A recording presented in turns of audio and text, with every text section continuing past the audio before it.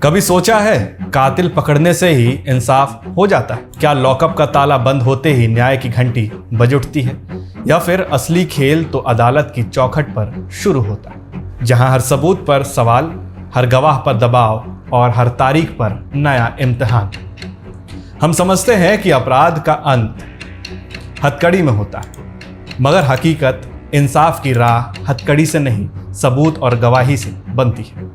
तो आइए आज देखते हैं क्यों अपराधी को सजा दिलाना पकड़ने से कहीं ज्यादा मुश्किल काम। हाल ही में प्रकाशित रिपोर्ट कातिल को सिर्फ पकड़ना ही नहीं, सजा दिलाना भी रहता है चुनौतीपूर्ण, इसी हकीकत को सामने रखती है।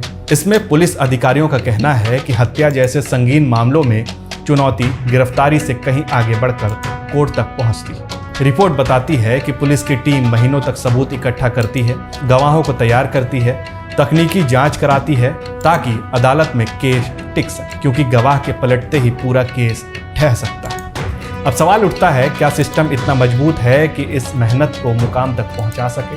कागज पर सब आसान लगता है, केस दर्ज, चार्जशीट, गवाह पेश, सजा सुना, लेकिन हकीकत एक गलती और अपराधी आजाद।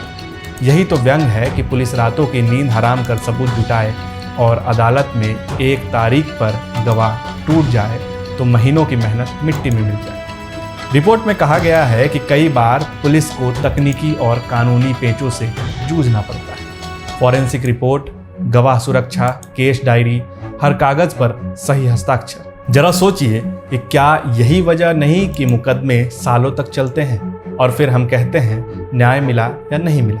तो समाधान कहाँ है? क्या हमें कानून की धाराओं को तेज करने की जरूरत है? क्या गवाह सुरक्षा पर अधिक फोकस होना चाहिए, या फिर आधुनिक जांच तकनीक और तेज अदालतें चाहिए? अगर न्याय की गति धीमी रही तो अपराधियों के हौसले ऊंचे रहेंगे। कातिल को पकड़ना बस पहला कदम है। असली सवाल यह है कि क्या हम उसे सजा दिलाने तक का सफर तय कर पा रहे हैं, या फिर तारीखों और प्रतिक्रियाओं में इंसाफ की सांस घुट रही है? आप क्या सोचते हैं, सुधार कहाँ होना चाहिए? पुलिसिंग में, अदालत की रफ्तार में, या समाज की सोच में? अपनी राय कमेंट में जरूर लिखिए, क्योंकि अपराध से लड़ाई अदालत में ही नहीं, हमारी जागरूकता में भी जीती जाती है।